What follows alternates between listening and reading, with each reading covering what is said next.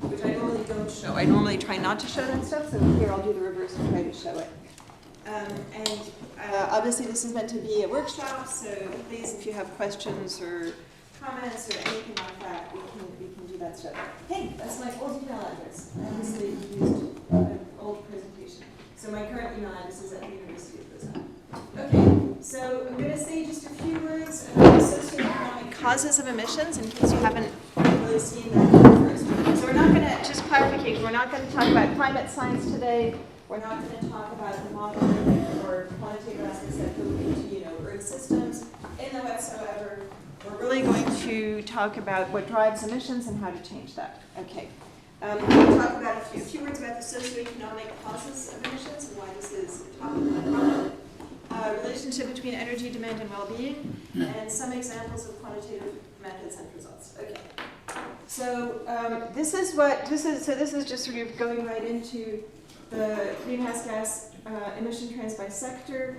This is a very recent paper by William Lamb and colleagues. Hey! He says, come sit down in the front. So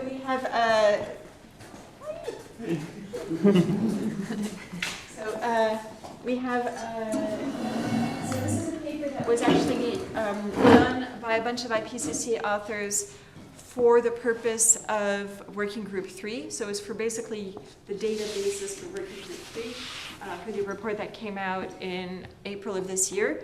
Now, just as a note for the IPCC, we are not allowed to do original research.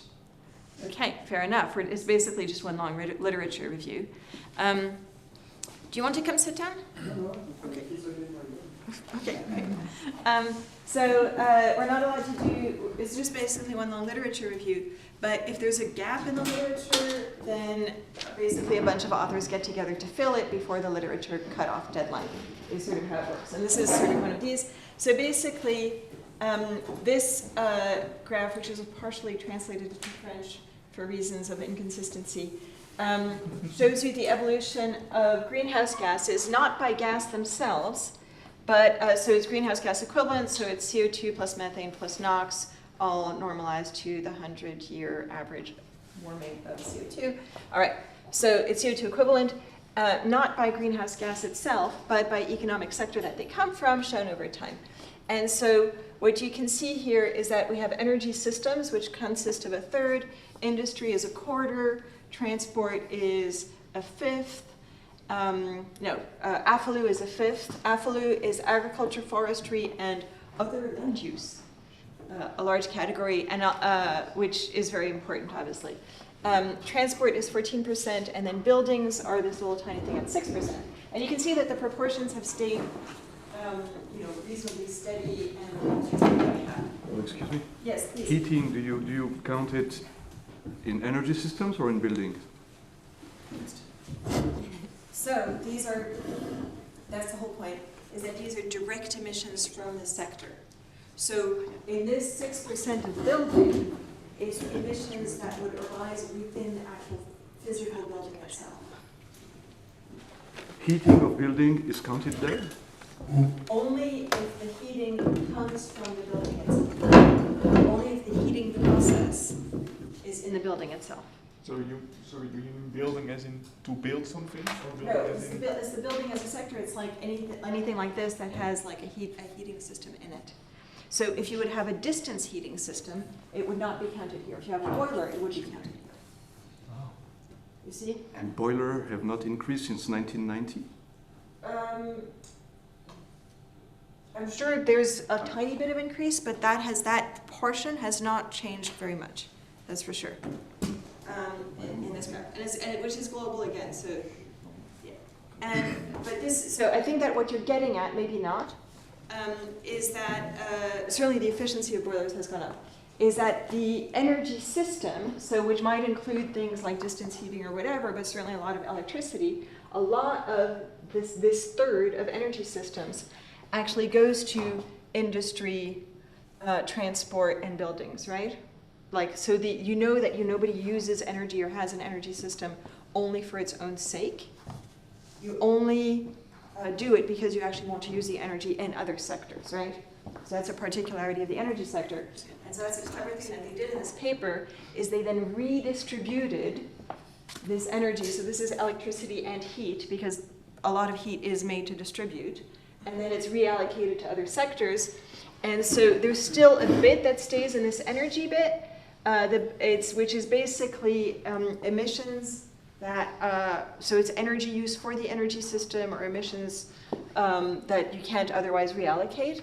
And what you can see is that the proportions change. So industry becomes a lot higher, because from roughly 25% to 35%. AFLU doesn't change much at all, right? Agriculture, land use, and forestry doesn't change much at all. It goes from 21% to 22%. Transport changes very little as well. So most of the emissions within transport are direct ones from petrol, diesel, private, and freight vehicles. Buildings change a lot, right? So building almost triples, goes from 6 to 17%. Now, what other reallocation could we do here? There's a third reallocation step that we could do that hasn't been done in this paper, which is industry itself. Nobody does industry just for its own sake. So again, most industry has as a purpose to be used in these other sectors. So another thing you could think about doing is redistribute the industry emissions into these other sectors. Did that make any sense whatsoever? But you can immediately see the problem here, which is that we don't have a silver bullet. So if we want to reduce emissions to zero, what we have to do is we have to address each of these sectors, right? And we have to address industry, we have to address agriculture, we have to address transport, and we have to address the residential sector, because they're all, statistically significant.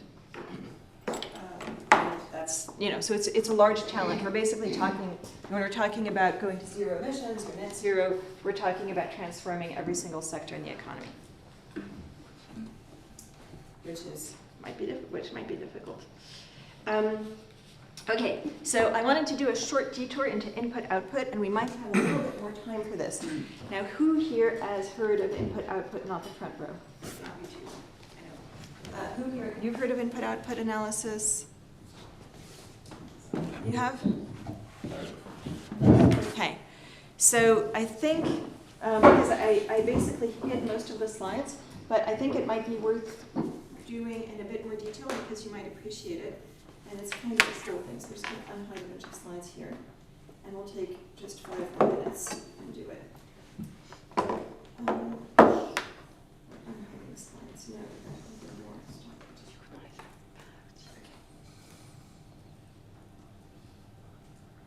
And these are, all right. Okay. So basically, input-output is how we do carbon, energy, and so on footprinting. So anytime you hear something about footprinting, a carbon footprint, an energy footprint, anytime you hear something, the term embedded emissions or embodied emissions, this is the method that people are using, or if they're not, it's the method they should be using. It's really this workhorse of ecological economics in terms of assessing these things. So hopefully you can see something. So basically, this is sort of what an input-output table looks like. It's so you basically have a matrix that involves a production recipe and the sectors where things are sold to. So you basically represent, this is the very, very clever thing of an input-output table, is it represents the economy as a square matrix with all the sectors being represented both vertically and horizontally. And in each of the squares, you have the sum total of economic transactions between those two sectors in a given year. So you can see here that you have a lot. This is obviously a totally made up one where you have fruit, fertilizers, tractors, wheels, rubber. I mean, it's like totally made up, right? But basically, they're sort of like this, except, for instance, the least detailed ones will have sort of 50 rows and columns. The most detailed ones might have 500, right?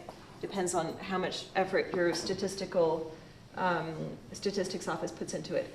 And you can tell that there's a lot of stuff along the diagonal. There's a lot of like inter-sector transactions. And the off-diagonal stuff is So I'm probably going to get it wrong, but basically here you would have how much fertilizer is used to make fruit and vegetables. This is the production recipe. So to make this, you need this stuff. Okay, and then you have other stuff which includes taxes and wages. So you have to include what the labor part is here, and here is what households and government spend. So this is known as final demand, which is how much is spent on these different items in the economy in a given year. Again, totally made up. Here people are using the fruit and vegetable, which, you know.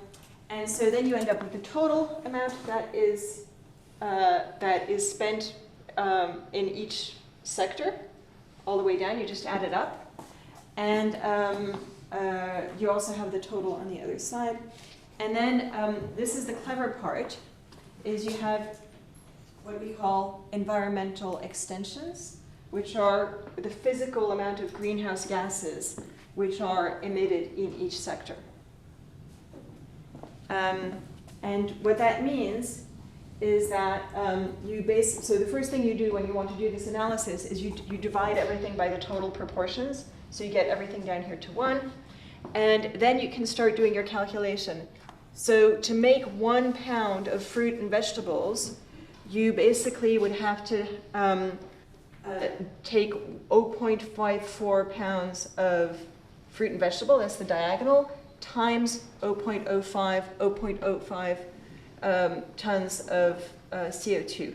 That would be the first part. Then you would take 0.11 fertilizer times, how much is it for fertilizer?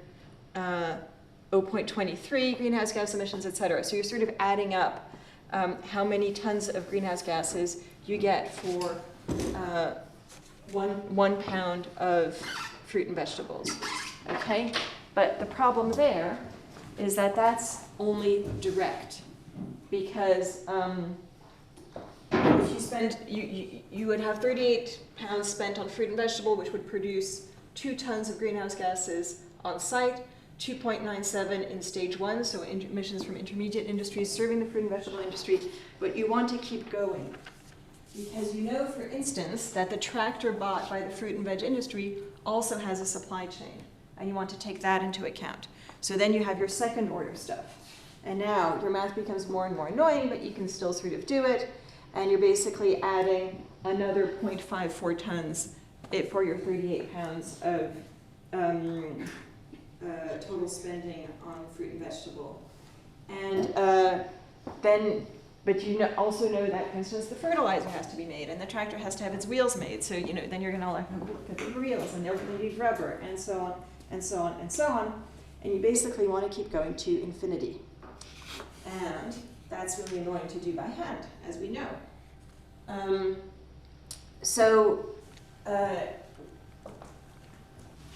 If you look at the full supply chain, tracing all parts using this made-up example for fruit and vegetable, your actual emissions from the fruit and vegetable production would be 15 tons, as opposed to the 2 tons on site. So taking into account this infinite supply, infinitely distributed supply chain throughout the economy is quite important. Now, how would you write this in algebra? You would basically, have the on-site ones. The first level indirect ones are here, where you just have the first part of the transaction matrix. The second part, where you have 2 parts of the transaction matrix, would be here, and so on. And so you have to keep going. But you can write this obviously more simply if you know how to do maths, is that it's basically the emissions vector times the identity matrix times the final demand vector, plus the emissions vector times the transaction matrix times final demand. And then you basically keep going with squared, cubed, etc. And obviously this is something that you know how to do. It's basically E times I minus A to the inverse times final demand. And this thing, I minus A to the power minus 1, which is how you get your infinity, is known as the Leontief inverse. That's why it's called L. And this is Vasily Leontiev. Yes, please? How do you make sure you don't double count things? This is how you make sure you don't double count things. You're not, because everything here is accounted only once, as opposed to life cycle assessment, which is a disaster. Is there like a sum rule somewhere? Yeah. So basically here you're only counting for a specific sector of final demand. You're only counting the parts that allocate to that final demand. Yeah, and that's the absolute beauty of it, is that you're not double counting. You can do it for a whole economy without double counting, allocating emissions to the final demand sector that they correspond to throughout the whole production chain. And so this is Vasily Leontiev. He got the Nobel Prize in Economics for this in the early 70s, I believe. And looks like a nice dude. And so this allows us to answer the question, what volume of greenhouse gases are emitted by which industries? And yeah, so basically what we're doing. So what volume, you start with what volumes of greenhouse gases are emitted by which industries, which gives you the row vector of emissions per dollar of industrial output. How are products made, which industries are involved? This you're describing through the Leontiev inverse, which reallocates money to industrial production to the consumption of products. How are products bought? Who buys them? That's your final demand vector. And you basically get, as a result, consumption-based emissions, which allow you to do your footprinting. And that is how footprinting is done. Now, the really cool thing, this is pretty cool already. I realized I've run through it in a rather incoherent way, but it is pretty cool. The really cool thing is that you can do it for the whole world. So you can have a Leontiev matrix that doesn't just describe a national economy. You basically put Leontiev matrices you basically have your production consumption matrices that represent each world economy, let's say for 200 countries or 150 countries or whatever. So you put those on your diagonal, and then on your off diagonals, you have matrices that represent international trade, and that data you can get from the UN. And so they're basically databases that are called multi-regional input-output databases, where you basically have the whole world. And that's the way that, for instance, you can figure out how much a franc spent in Switzerland on the automotive industry, in the automotive sector, translates to emissions in China or elsewhere in the world. And so it's basically you have one ginormo input-output matrix that's called MR. In that case, you call it multi-regional input-output. Cool, yes? How robust is this model for errors in the data? So that's the interesting thing. So input-output, making an input-output table is not a beautiful process if you ask the statisticians involved in your national statistics office. It's a lot like making sausage. One of the things that has rules, like things have to add up. You can't, the total on each side has to be the same. So they massage the data or correct statistical differences or whatever, okay? So overall, in detail, it's going to be wrong. But in aggregate, it's going to be right. And that's the beauty of it, is that the totals basically work out. So that the totals are very robust, and the totals you get from it, the general pattern of what you learn from it is very robust. And people do error correction in terms of there being different models out there, so you can see sort of what differences exist if you use the different models, for instance. Yeah. But it's true that there is sausage making involved. Yes. How frequently is it updated? Is it like... It's a horrible job. It's not very frequently updated. So they were updated every 10 years. Now they're updated every 5. And with new sort of new estimation techniques that were in part pioneered by Manfred Lenssen and John Barrett. So Manfred Lenssen in Australia and John Barrett in the UK. There's basically sort of dynamic versions that exist now, where you basically say this is how the thing is sort of evolving. So even though we don't have the data for 2020 because it's only going to come out in a couple of years because it's a pain to make, we can sort of guesstimate where it is now, and we're not going to be too far off.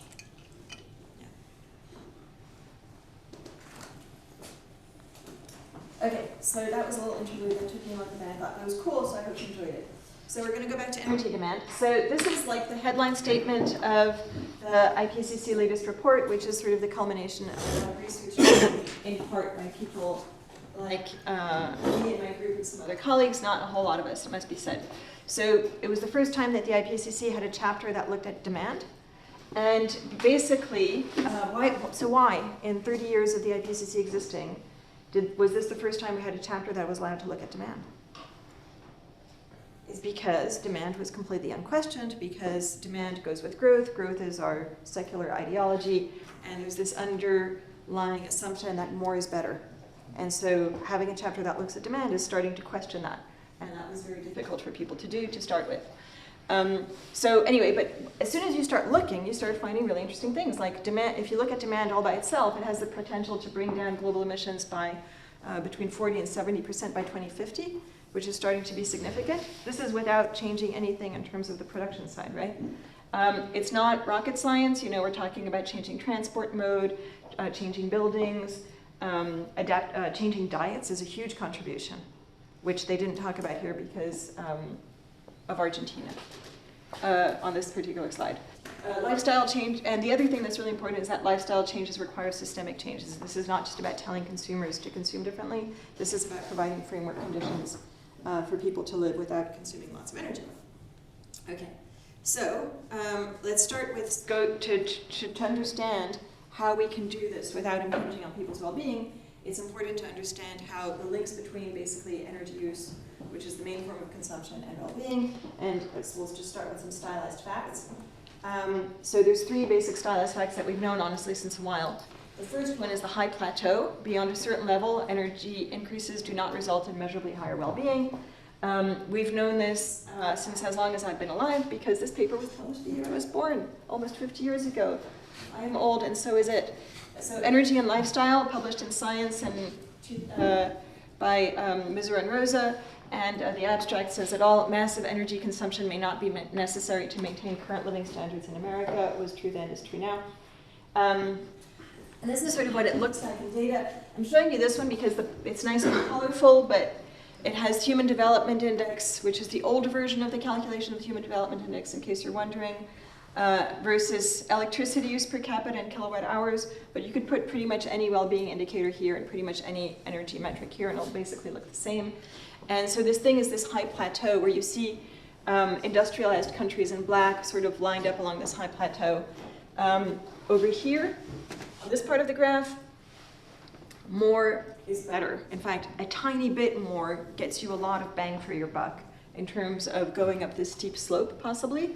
But out here, it's really hard to argue. I think Spain still has a higher life expectancy than the US, for instance, at a tiny fraction of the energy use. So that's sort of an interesting thing. One fun fact, by the way, is if you want to look at this relationship, just doing a log-log fit won't cut the mustard, because this high plateau is so flat.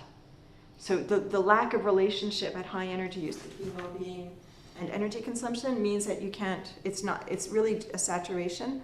So we came up with a function, a functional description of it that we called a saturation. It had something, I forget the exact term, but it's basically trying to explain the saturation function. So that's one thing.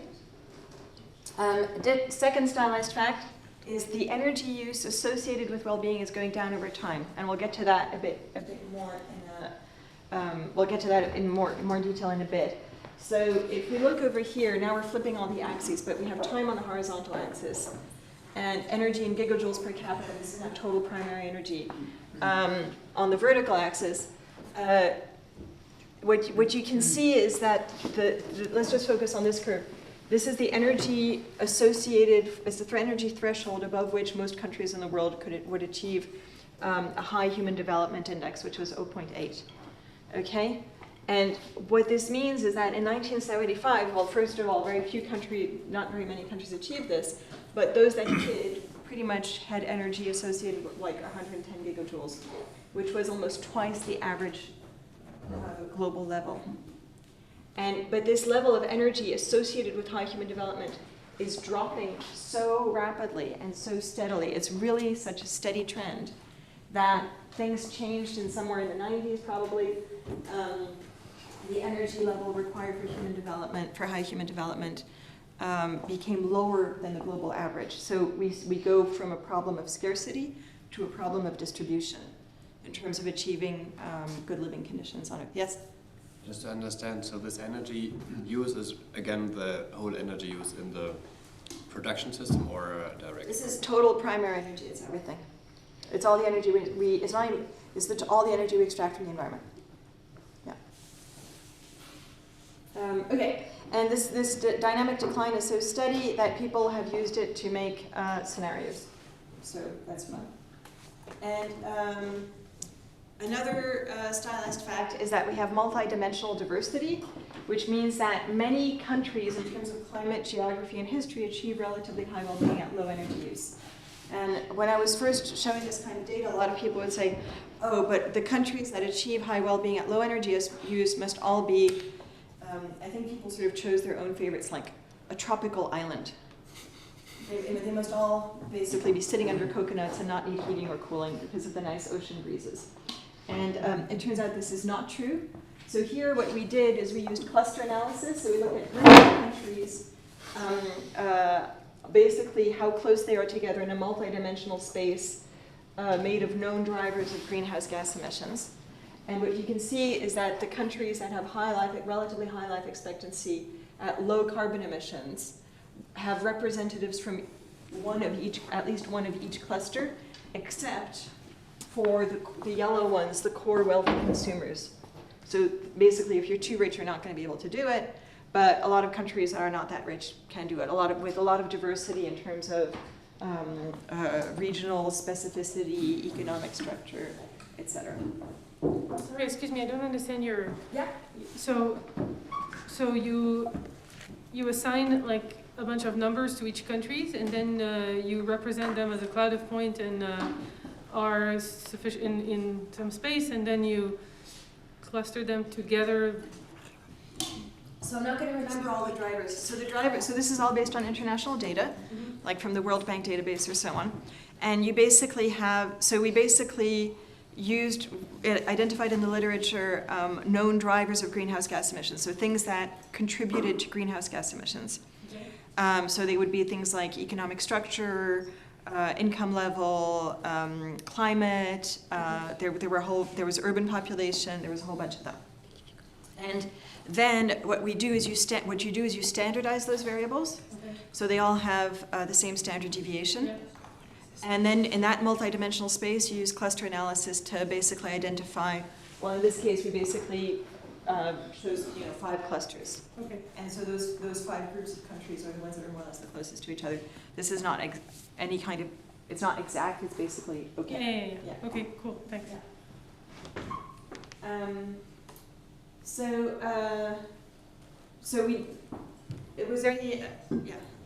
we wanted to go beyond stylized facts, so we needed a new, because that just basically tells you like totals. One quantity here, one quantity there. And you kind of want to know what's going on in the middle. So we started having we came up with this new analytic framework where we basically try to put together different things. So we have biophysical inputs here, so you sort of have your planetary processes and your natural resources that are linked to them on one side. On the other side, you have need satisfiers and well-being outcomes.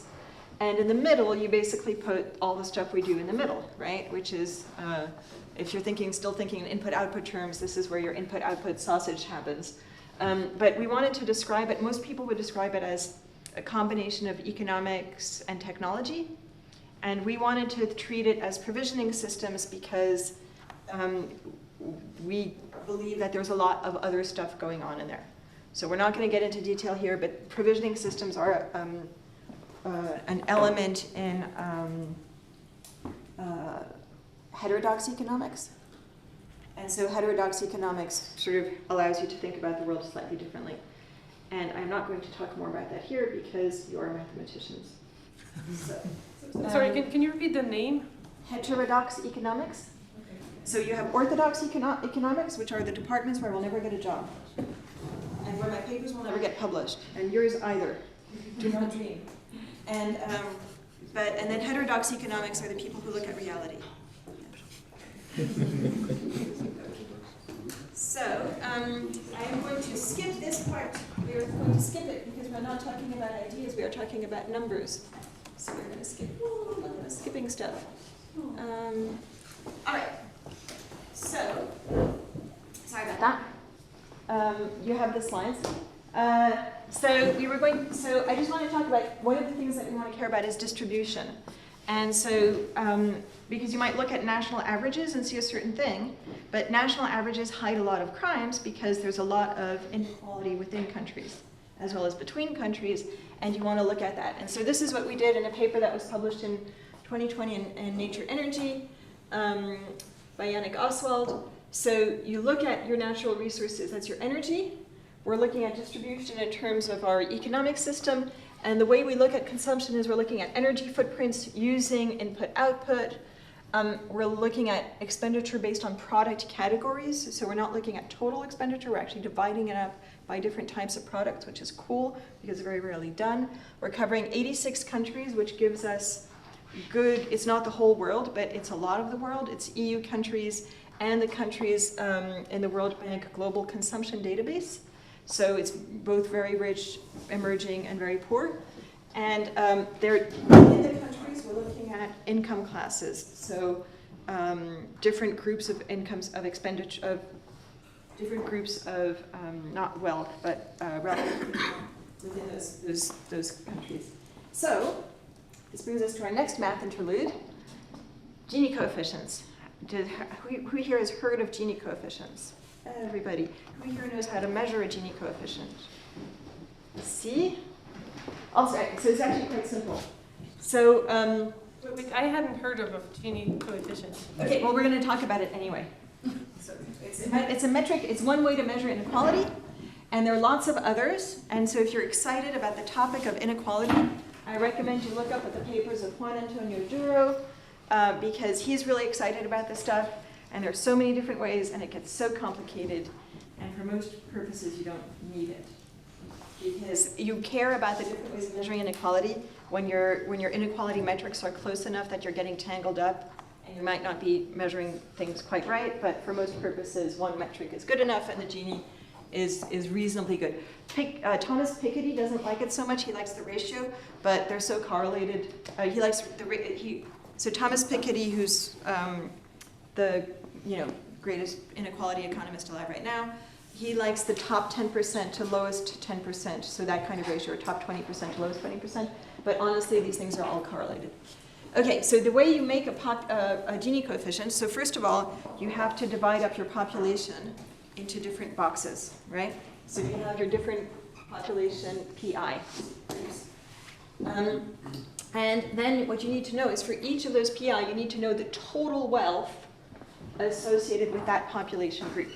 So if you make it into deciles, you have your lowest 10%, how much total wealth do they have, and all your other 10% and your top 10%, and how much total wealth do they have, right?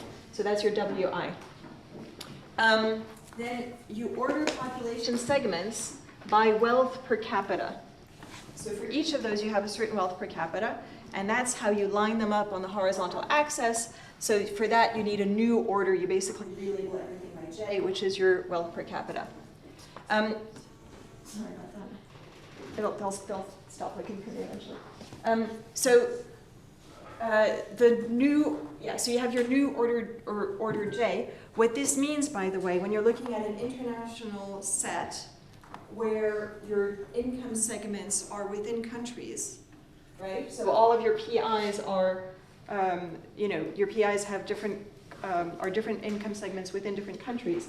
It means that when you do this ordering, you have the poorest population in China, which might be below the poorest population in another country, and the wealthiest population segment in China that might be above another country, right? So it's going to scramble everything, this reordering. And it also means that depending on the thing you're looking at, what type of wealth you're looking at, the order will be different. You can't reuse your order, right? The order will be different for energy, for income, for actual, for any other wealth metric. Okay.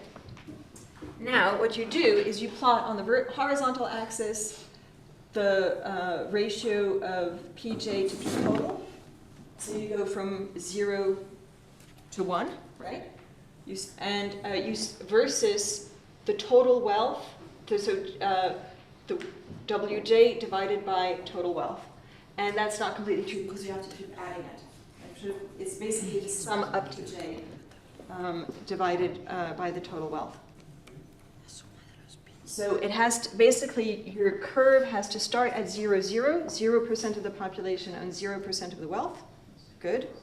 And it has to end at 1, 1, which is 100% of the population accounts for 100% of the wealth. Yes? And you made your sum with the order you have defined just. Yes. Yeah. And I'll because we have blackboards, because you are real scientists. Chalk, sir. Chalk. Over left. Where? So. Tiny pieces. So this is what your curve is going to. This is what it's going to look like. So here you have population. Here you have wealth.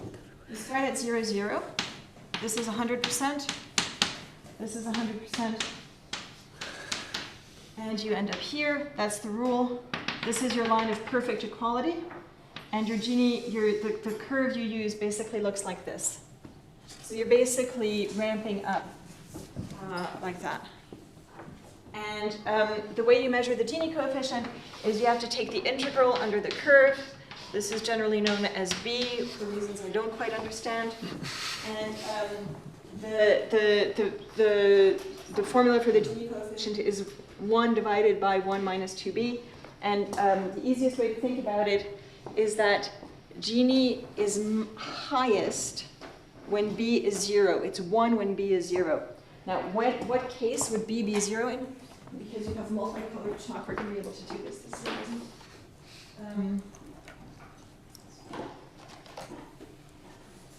All right, so if you have maximal inequality, what does that mean? That means that everybody has nothing, right?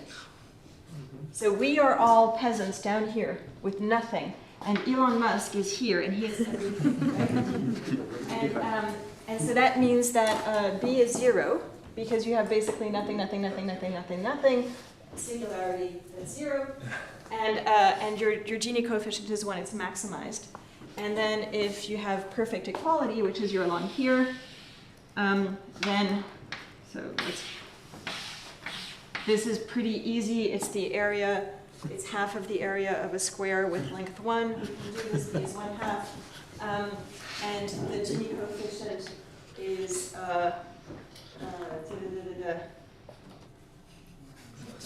I mess up? It's a different formula that does these things. Maybe it's forget the divided by. Maybe it's just 1 minus 2b. It's just 1 minus 2b then. So Gini is 0 when p is 1/2. So forget that. I was doing it on the train. I was very tired. And so basically, what your Gini coefficient does is it's 0 at the highest equality and 1 at the highest inequality. And as an illustration of what that looks like, is Why is it called Gini? because of Corrado Gini, who was a very lovely Italian economist who cared about inequality. I think he's lovely. I did not know him personally. His pictures look so he's named after Professor Gini. This is the kind of thing we can do. So basically, one of the things we did is we looked, when we did this study on energy footprints, is you can look at the Gini coefficient of energy footprints versus the Gini coefficient of expenditure. So here what we're doing is we're comparing and contrasting the inequality of income versus the inequality of energy. And if they were the same, they would be along the blue line. And one of the things that's interesting that we found is that there seems to be at least some kind of a trend. Obviously there's a lot of variability in here. All these points are different countries. And a lot of, for instance, I think that Europe, the yellow countries, you can see that we're quite, pretty much close to this curve. But how does it go? the countries with the highest inequality have higher energy inequality than income inequality, and the countries with the lowest inequality, which are out here, have higher income inequality than energy inequality. So energy inequality is usually higher than expenditure inequality, and there's this sort of systemic sort of change. So that's one of the things you can do if you're interested in inequality. I'm just going to show this graph. It's not a result of my work, but it's from a very important version of the UNEP emissions gap report. So the IPCC puts out reports every like 6 years, the assessment reports, but UNEP puts out this very important emissions gap report. And in 2020, they had a whole chapter on inequality, which was really good, and they came up with this sort of summary data that shows that just how unequal the world system is, at least in terms of CO2 emissions. Now, the other greenhouse gases are more equally distributed. CO2 is the most unequal one of the major ones. But basically, where you see that if you look at the annual total in 2015, it was 35.5 gigatons of CO2. And the top 1% of incomes, now this is top 1% of incomes internationally. We're not talking about countries, we're talking about individuals within countries. The top 1% of income earners accounted for 15% of total emissions. The top 10%, which do include the top 1%, might include some people in this room as well, accounted for almost half of all emissions, whereas the poorest 50%, half of humanity, accounted for 7% of emissions. So less than half of what the 1% emit. Yes, please. Where does the average European stand? The average European is somewhere between these two groups. So a lot of average Europeans are within the top 10% globally, but quite a few of them would probably also be in the middle of 40%. So somewhere in those two, yeah. Would probably be the bulk, but you could probably find people from all population segments, yeah. Maybe not the absolute poorest, yeah. And certainly a lot of Swiss people are here. And so this is the plot that you show people when they say climate change is a population-driven problem. Because it is a population-driven problem if you count certain types of population. Okay, so I wanted to do another math interlude, which is the income elasticity of consumption. And this is a cool thing, I think. I think it's cool. So, who has ever heard of the income elasticity of consumption? Yes, thank you. So basically, it's very simple. Everything here is super simple. You basically describe, I'm using energy as an example, but it could be any kind of physical resource, whatever you want. So you have energy per capita is equal to some kind of scaling dimensional constant, who cares, times GDP per capita, which is income, to the power B. And B is the cool thing. Now, of course, you get B as a coefficient from a log-log linear regression, right? Where you basically take logs on both sides. Your equation becomes log energy per capita is equal to A, some dimensionless scaling, some scaling constant we don't care about, plus B times log of GDP per capita, and this is this B that we care about. So B is the income elasticity of consumption. And the interpretation of it is really cool. It's really simple. If income goes up by 1%, the energy consumption will go up by B%. Right? So if B is 1, then we have absolute proportionality, then energy grows exactly proportional with income. If B is between 0 and 1, energy will tend to grow more slowly than income growth. And it's underproportional, and economists like to call that kind of stuff generally basic, because it is something that grows less fast than income is generally known as a basic good. Like an example for that would be bread, or something like that. Your consumption of bread might go a bit up with your income, but not that much.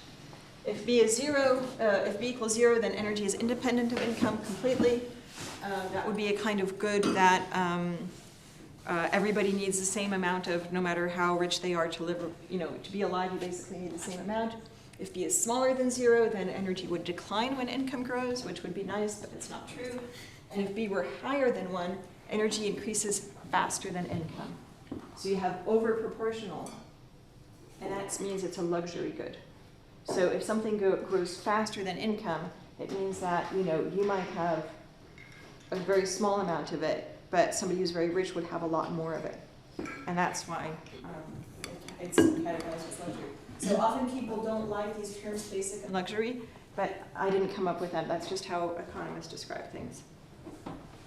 So any questions about income elasticity of consumption? It's sort of a neat way to summarize the relationship between economic growth and resource use. Sorry. Yes? Yeah, sorry, I didn't see. Is this a global number over the whole of the population, or can you also do it differentially for each segment of income? You need different income segments to do it.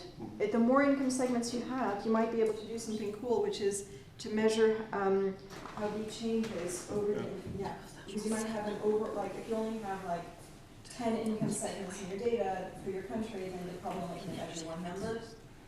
Because 10 data points, right? You're not. But if you had 100, then you could start doing something like actually seeing how it changes. And sometimes it does change, and that's kind of cool. So this is something we were able to do. It's the same study I showed you before on energy footprinting inequality, where we were able to map product consumption by two things. So one is energy per dollar spent in the economy. That's down here. So less energy per dollar spent, more energy per dollar spent. That you'd get from your footprinting in a very easy way. You just divide your energy footprint by the expenditure. So that's fine. And the vertical axis here is elasticity. And this is measured. We measure the elasticity for each country. So here you have one in the middle. So luxury is above, basic is below, nothing is under proportional, right? Nothing goes below 0 here. We didn't measure anything. What we did is we measured the elasticity in each country, but then we sort of averaged over countries to give us, basically we have sort of the global average of elasticities for that product category.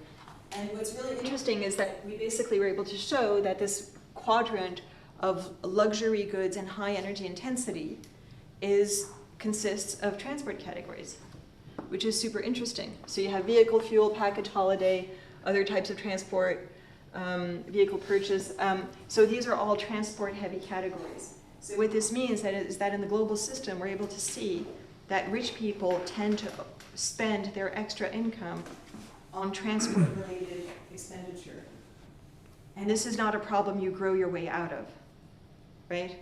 If people get richer and richer and richer, and they spend more and more money on giant cars, driving long distances, going on holidays, whatever, that is a problem you do not grow your way out of. That is not green growth. But that is what we see.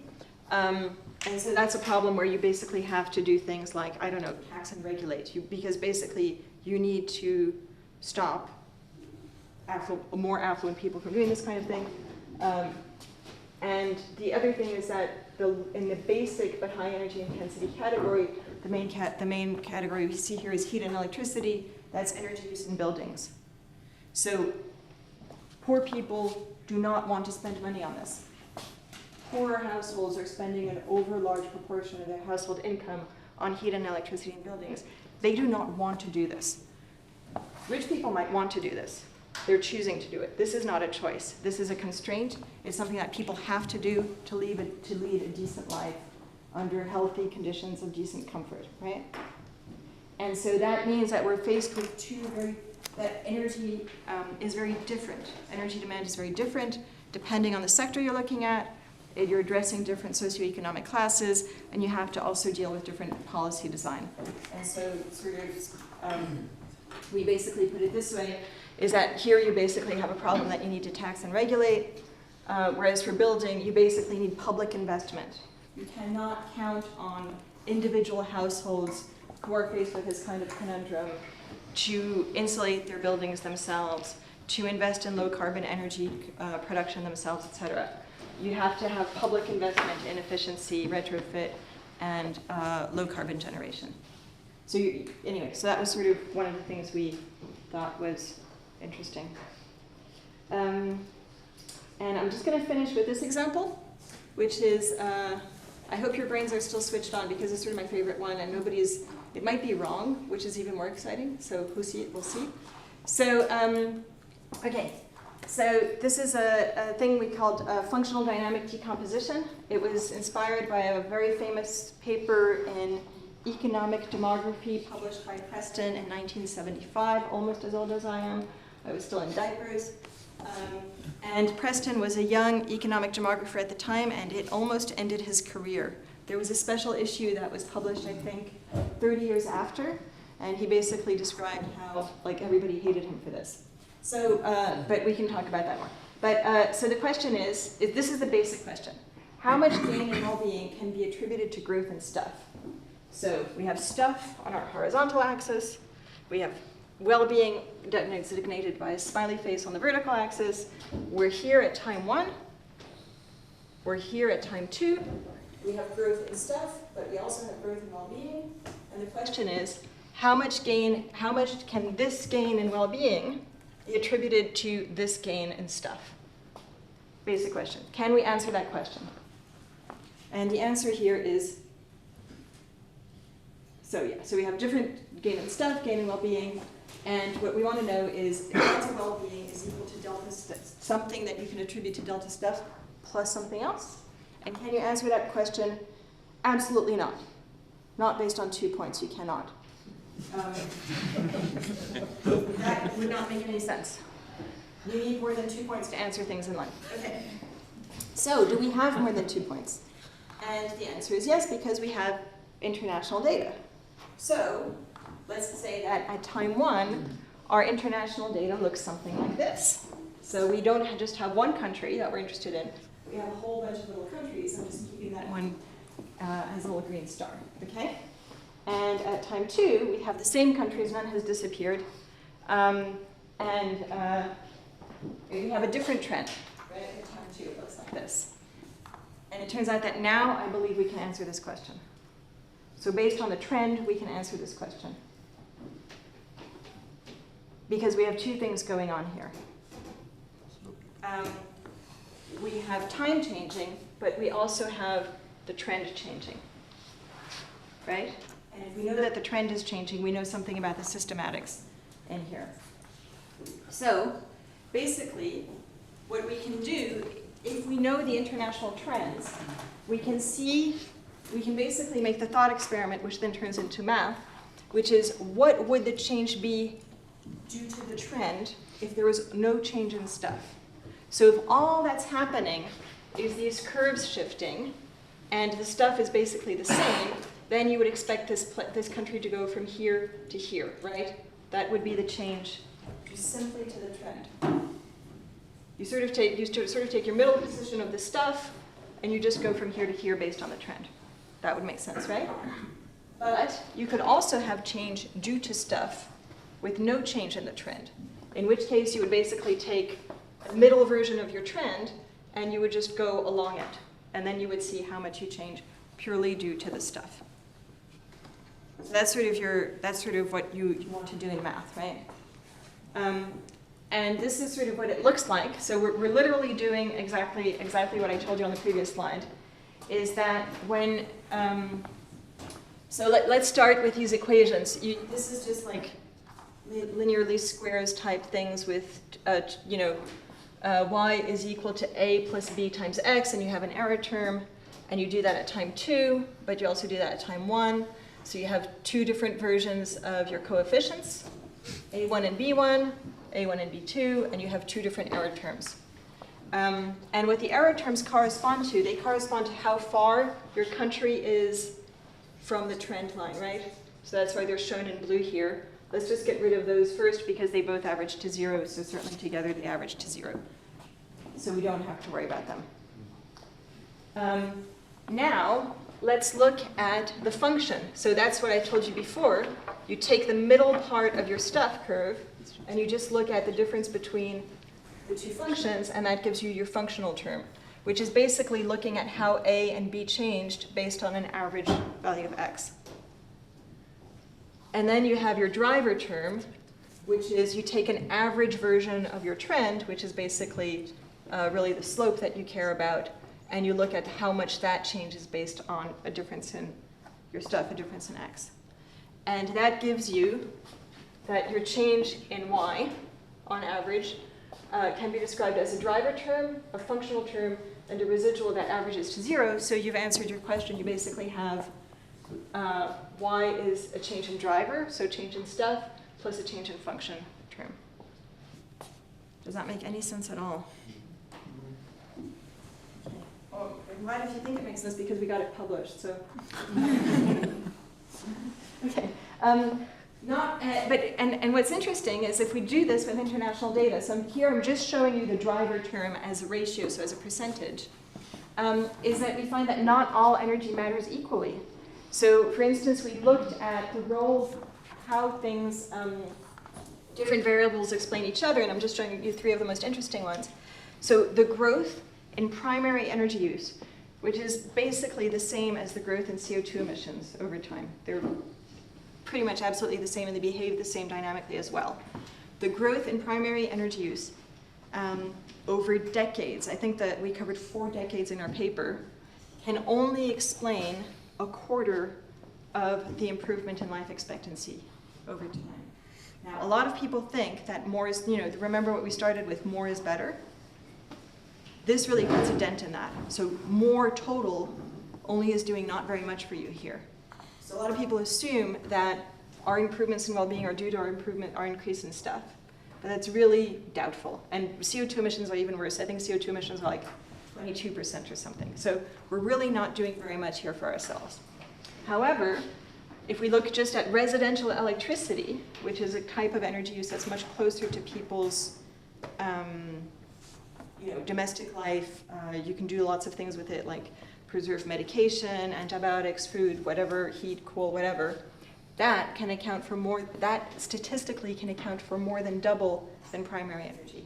So that really tells you that it's not how much we're doing, but how we're orienting it in terms of providing people with decent lives.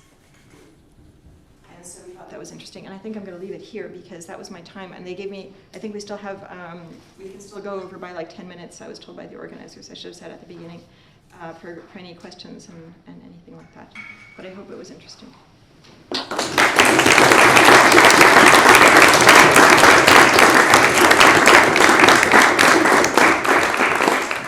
I have a question on your last slide with the stuff. Yeah? This one. Yeah, so I didn't understand really what stuff is. So stuff is anything, because it could be, that's the point, is it could be primary energy, it could be residential electricity, it could be material use, so it's any kind of physical consumption for the purposes of this kind of research. And it's always kind of positive. Like you could imagine that the more stuff you have, the more less happy you are. Yes, so here, that turns out not to be as true as some people might want. So the idea that well-being would go down after a certain amount of consumption is not completely, it's not something that we see in the data. There's some, especially when you're looking at physical health, it's all, okay. I have bad news. So we are all going to die. The question is of what and when. And it turns out that it's much better to die of a rich person's disease. So even if certain lifestyle things like consumption of certain types of food, et cetera, cause diabetes or cancer or cardiovascular disease, like it's much better to die of those because you're going to die a lot later than dying of deprivation, which you're going to die a lot earlier. So the fact that we don't really see this turnover where more means that you're actually doing worse off. There might be a few rare cases, but in general we don't see that. All right, and then I have another question for the beginning. When you were doing the carbon footprint, so the carbon footprint creates some wealth. Yeah. And sometimes it doesn't. Do you mean it creates wealth, or It creates wealth for some people, and then it doesn't create any wealth for any people, for some other people. Like, imagine somebody who's trading weapons, creates a bunch of wealth for some people. The end user is the one who's receiving the bullet, is not creating anything for them. Right, so that's something that so input-output is an accounting framework where you're really only looking at monetary quantities. So you're not looking at well-being, or you're not looking at what Herman Daly called economic growth and uneconomic growth. So Herman Daly had this idea that, for instance, we shouldn't be measuring total GDP because some of GDP is beneficial and some GDP is not beneficial. But so that's not something. So we're really just looking at a total version of the economy, total transactions, not whether it's good or bad or indifferent.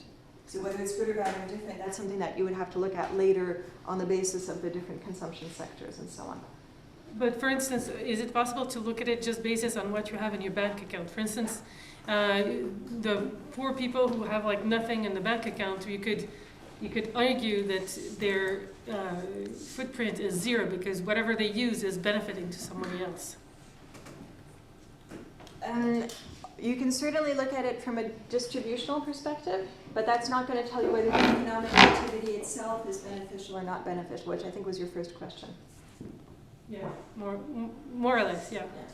But one of the things I think is really interesting that we haven't done enough of is labor footprinting, because you can also use hours of work or people employed or something as it wouldn't be an environmental extension, it would be another type of physical extension. And then you can do labor footprinting alongside emissions footprinting, and that I think allows us to see where benefits might happen. Is certain types of consumption, might it be environmentally detrimental but socially beneficial because it creates employment? Or really, if we shift the way our economies work, is it going to be win? What parts are win-win and what parts have trade-offs? Yeah. So I think that might be, and we haven't really done enough of that. Okay, yeah, because one question that I was asking for myself, well, I have X amount of money in my bank account. And a lot of it came from teaching math. So I would imagine that the footprint of that money is not that high, but if a lot of it came from, It's not where it comes from. So from the purposes of input-output, I mean, everything you have to sort of, when you're doing this accounting, you always have to keep which dimension you're looking at. So here we're sort of mixing two different dimensions. One is the productive activity. So where was your revenue generated from in terms of your work? And so that might have that would have a producer side environmental footprint. And academia is terrible because we fly too much. But then the second part would be how you spend the money, and that's the consumer footprint. And that depends on how you spend the funds. Then you have to choose one or the other perspective. You can't really mix both at once, because otherwise you're doing things like double counting. Is there a general agreement on how to measure well-being? Maybe you said that, but maybe I missed it. No, I totally skipped over that part. There's no general agreement. There's lots of different ways. But there's interesting choices to be made in which ways. So it's not just like a complete chaotic mess. Maybe I'll just try really fast.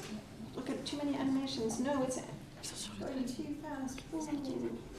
Maybe to make my question more okay. So basically, there's two main camps on how to measure well-being, and the reason that you have old dead dudes on here is because these two camps go back very far in time.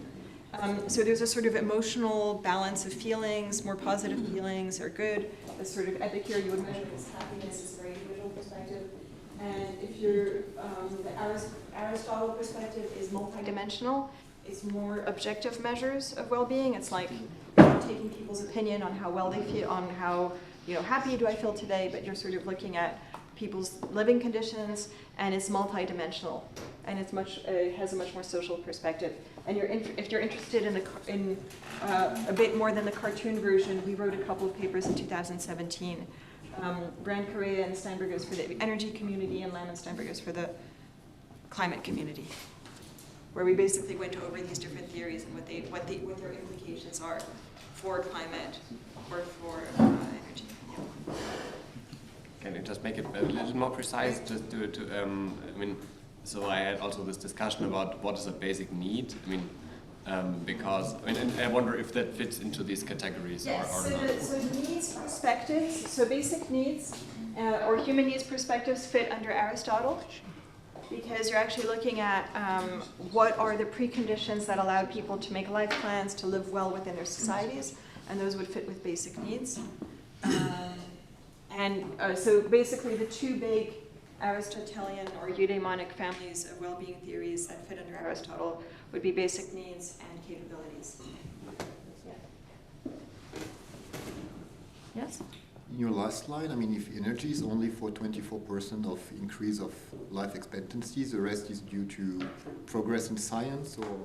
Yeah, that's what's really interesting is so what Preston showed way back when I was in diapers, he did the same work for economic growth versus life expectancy improvements, and he basically showed the same kind of thing, although he did not write his math down, which is why I had to sort of try to figure out I wrote some math down, but anyway, but he basically showed that the majority, certainly, let's say roughly 2/3 of improvements in life expectancy could not be attributed to growth in economic growth.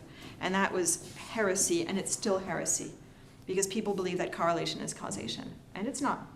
Then the question is, what is it? And you can think of any number of things. I mean, you can think of, it turns out that food availability is still more important than economic growth in most cases. So just people having better diets is really important. Advances in medicine and healthcare coverage, antibiotic availability, like all of these things play a role. So there's definitely health aspects. So, physical health from food, health aspects from medicine improvements. There's also just like social policy improvements. So people, basically the welfare state being a bit better. So you can think of lots, technological improvements might fall in that because they're not necessarily purely captured by economic growth. So lots of different things social innovations, technical innovations, health innovations, they might all fit. Yeah. But it's a really interesting topic. I have a related question. Like, for example, these numbers specifically, they are averaged across income countries, because I believe these numbers differ. I'm sorry? With these numbers, they are averaged across across different income countries or income. Which numbers? These ones with So those are an international. They were all the countries that we had all the data for that span the time. So it's international countries, but it's a subset that had stable data. So I think it's roughly 90 countries. So it's the biggest one. It covers the vast majority of world population. Yeah. Okay. So it doesn't depend on if you're a high income or low income country. No, because the one quarter. We tried looking at I did a whole bunch of stuff with this but it's so long ago now, where we looked at income segments. Looked at countries by geographical group, by income segments, to see if we could see any difference in the trends, and we couldn't see anything very significant. You've been talking about this upper right quarter, this red part, as luxury and high intensity, and mentioned as potential things, taxes and regulations. Is there a good understanding of how much taxes would be needed in order to have a significant impact? For example, I'm assuming that it may be a 10% tax on flights will not change things dramatically. So is there an understanding of what's needed? So there's a couple of things. So I think Oxfam and Tim Gore also have been saying more about this. Also Luc Achancel and Thomas Piketty have been working more specifically on these topics.